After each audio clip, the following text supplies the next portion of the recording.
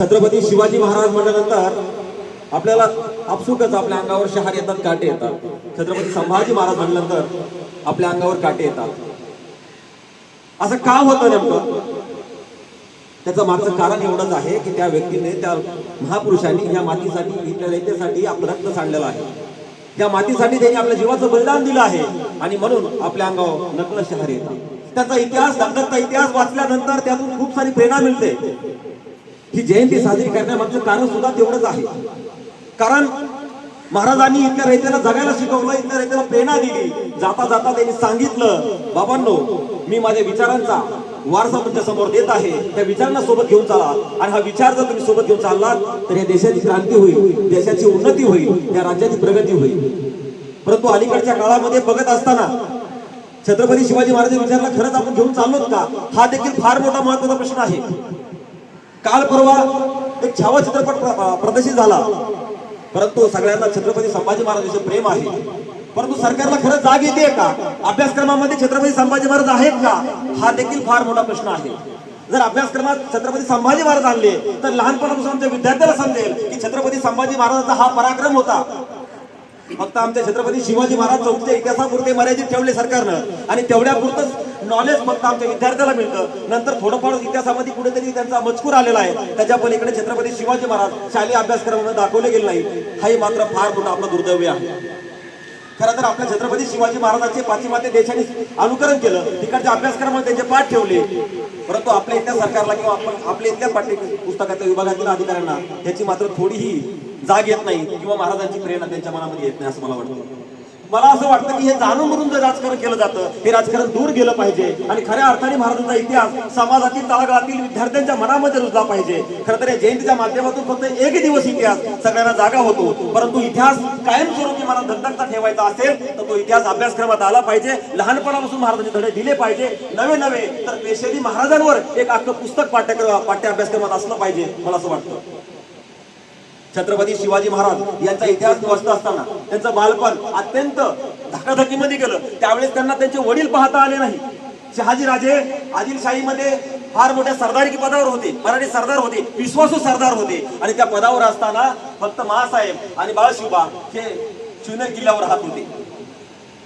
अशा परिस्थितीमध्ये असताना खरं तर अनेकांना प्रश्न असाही पडला. बरोबर मी तुमचा पुस्तक इतिहास वाचत होतो, त्यामध्ये छत्रपती शिवाजी महाराजांचं बारस झालं. त्या बारशामध्ये पाळण्यामध्ये महाराजांचं नाव ते शिवाजी ठेवलं.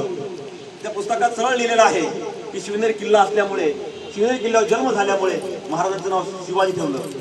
आता ते ठेवलंही असेल, पण इतिहासकारांनी असंही सांगितलेलं आहे की त्याच शिवनेर किल्ल्यावर पायथ्याला उजव्या साईडला एक शिवाजी देवीचं मंदिर आहे. महासाहेब ज्यावेळेस गरोदर होत्या, महासाहेबांनी एकदा त्या शिवाजी देवीकडे साकडं घातलं होतं, हे माते माझ्या पोटी असा एक सूरवीर पुत्र जन्माला घाल. कारण ज्या रयतेचा जे अन्याय अत्याचार होत आहे त्या मुघलांचा संहार करण्यासाठी माझ्या पोटी असा सूरवीर पुत्र जन्माला घाल, मी त्याचं नाव तुझ्या नावावर शिवाजी ठेवीन, असाही इतिहास आहे. आणि त्यामुळे नंतर पाळण्यामध्ये बारच्या टायमाला त्या शिवाजी देवीवरून महाराजांचं नाव शिवाजी ठेवण्यात आलं, असाही इतिहास आहे. आपण काय शिकतो यातून फार मोठी गोष्ट आहे. मी तर म्हणतो की महाराजांकडून आपण प्रेरणा घेतली पाहिजे, पण त्या लढाईतून प्रेरणा घेतली पाहिजे. प्रत्येक ह्याच्यातून आपण काहीतरी शिकलं पाहिजे. अहो बघा, 15 वर्षाचे शिवबा असताना बाळ शिवबा आपल्या सर्व मावळ्यांना एकत्रित घेतात. सकाळी सकाळी महासाहेब दर्शन घेतात आणि निघतात ते सर्व रायरेश्वर दिशेने. रायरेश्वरच्या मंदिरावर गेल्यानंतर, तोरणा किल्ल्यावर गेल्यानंतर रायरेश्वरच्या मंदिरात जातात. सर्वजण मुद्द्यावर खाली बसतात. हर हर महादेवची घोषणा होते, घंटानाद होतो आणि महासाहेब ते आपलं त्या क्षणी बाळ शिवबा आपल्या हाताची कणळे कापतात आणि त्या पिंडीवर आपल्या रक्ताचा अभिषेक होतात. आणि त्यावेळेस बाळशिवबा एवढ्या कमी वयामध्ये 15 वर्षामध्ये त्या स्वराज्याची शपथ वाहतात, शपथ घेतात की स्वराज्य व्हावं ही स्त्रीची इच्छा, इथून पुढे आपलं स्वतः स्वराज्य असेल यासाठी मावळ्यांच्या मनामध्ये प्रेरणा उत्पन्न करतात आणि आपल्या स्वराज्याची शपथ घेतात. त्या तोरणा किल्ल्यावर स्वराज्याचं पहिलं तोरण बांधतात. एवढ्या लहान वयामध्ये माझ्या बाळशिवबाला त्यावेळेस एवढं समजलं. जी बातमी ज्यावेळेस महासाहेबांना समजली, सर्वजण पुन्हा परत आले. मावळे तर असे कावरे होऊन पाहत होते, एवढे बाळशिवबा स्वतःची कणगळी कापली, रक्त वाहतंय. हा सगळा घडलेला प्रकार महासाहेबांना ज्यावेळेस समजला, महासाहेबांनी बाळशिवबाला जवळ घेतले. भले भले माझी कूस धन्य झाले मी. महासाहेबांना अभिमान वाटला आपल्या बाळाचा, कारण जे स्वप्न मी पाहिलं, जे स्वप्न शहाजीराजेंनी पाहिलं, ते स्वप्न सत्यात उतरण्यासाठी आज बाळशिवबा काम करत आहेत हे पाहून खरंच महासाहेबांना धन्य वाटलं. महासाहेबांनी बाळशिवाला जवळ घेऊन सांगितलं, बाळा माझे आशीर्वाद सोबत आहे तुझ्या, पण आई जगदंबे देखील आशीर्वाद सोबत आहे. आज जी शपथ घेतली आहे इथून पुढे थांबायचं नाही, तर याच्यासाठी कायमस्वरूपी आपलं इथून पुढे काम चालू ठेवायचं. मित्रांनो, पण इथे तुम्हाला एक गोष्ट शिकण्यासारखी आहे. 15 वर्षाचे बाळशिव ह्या स्वराची शपथ घेतात, पण आज 15 वर्षाचा माझा आजच्या तरुणातला विद्यार्थी काय करतोय हे सांगायला नको. परवा टीव्ही मध्ये पाहिलं, 15 वर्षाचा पोरगा वडिलाकडे मोबाईल मागतोय. वडील म्हणले मी मोबाईल देऊ शकत नाही, माझी गरिबी आहे. मुलगा गळफास घेतोय, आत्महत्या करतोय. 15 वर्षाचा पोरगा. आणि 15 वर्षाचे 16 वर्षाचे मुलं आज आमचे प्रेम प्रकरणामध्ये सुद्धा आत्महत्या करताना दिसत आहेत. त्यावेळेस असं वाटतं की काय ते शिवबा होते आणि काय आजचे आमचे काही विद्यार्थी आहेत. मी खरंच सगळ्या विद्यार्थ्यांना नाव ठेवणार नाही, पण काही विद्यार्थी ज्यावेळेस अशा गोष्टी करताना दिसतात त्यावेळेस खऱ्या अर्थाने असं वाटतं की खऱ्या अर्थाने आज महासाहेब जिवंत नाही, खऱ्या अर्थाने महासाहेबांचे विचार जिवंत नाही, खऱ्या अर्थाने शिवाजी महाराजांचे विचार कुठेतरी पुसले गेलेले आहेत त्या समाजामध्ये, त्या गावामध्ये, त्या लोकांमध्ये. कारण शिवाजी महाराजांचे विचार जिवंत असतील तर कोणी आत्महत्या करणार नाहीत, कारण बाळशिवबाळांकडून खूप सारी प्रेरणा घेण्यासारखी आहे.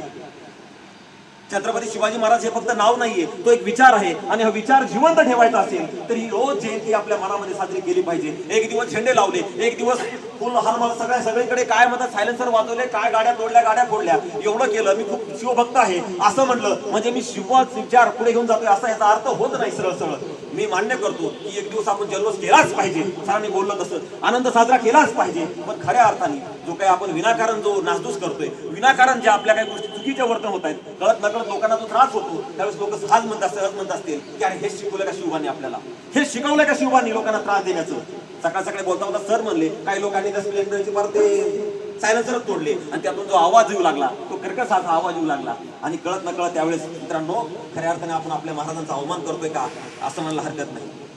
खऱ्या अर्थाने इथून पुढे एकच जयंती साजरी झाली पाहिजे. आपले जे बारकाई लहान लहान मुलं आहेत त्या मुलांना पुस्तकं द्या, त्यांना महाराजांचा इतिहास ऐकवा, कारण ती खरी गरज आहे. मी म्हणतो इथून पुढे 40-50 मधले लोक नाही येत इतिहास सुधरू शकणार. इतिहास घडवायचा असेल तर लहान लहान मुलांच्या हातामध्ये पुस्तक गेले पाहिजे, महाराजांचे विचार गेले पाहिजे. आणि महाराजांचे विचार लहान लहान मुलांच्या हातात गेले तर महाराजांचे विचार त्या मुलांच्या मनामधून प्रेरित होतील आणि मुलं आता तसं वागण्याचा प्रयत्न करतील. आणि खऱ्या अर्थाने जयंती साजरी करायची असेल तर ती विचारांची जयंती साजरी व्हावी असं मी प्रामाणिकपणे मध्ये या ठिकाणी व्यक्त करतो. खरंच या कंपनीच्या स्टाफचे सर्व आपल्या सर्वांचे खरंच मी मनापासून आभार मानतो. या ठिकाणी मला सर्वांनी बोलण्याची संधी दिली. सर्वांनी माझ्या पाठीमागे एक घोषणा देऊया. छत्रपती शिवाजी महाराज की जय. छत्रपती शिवाजी महाराज की जय. जय भवानी, जय शिवाजी, जय भवानी, जय शिवाजी. सर्वांना मानाचा जय शिवराज. धन्यवाद.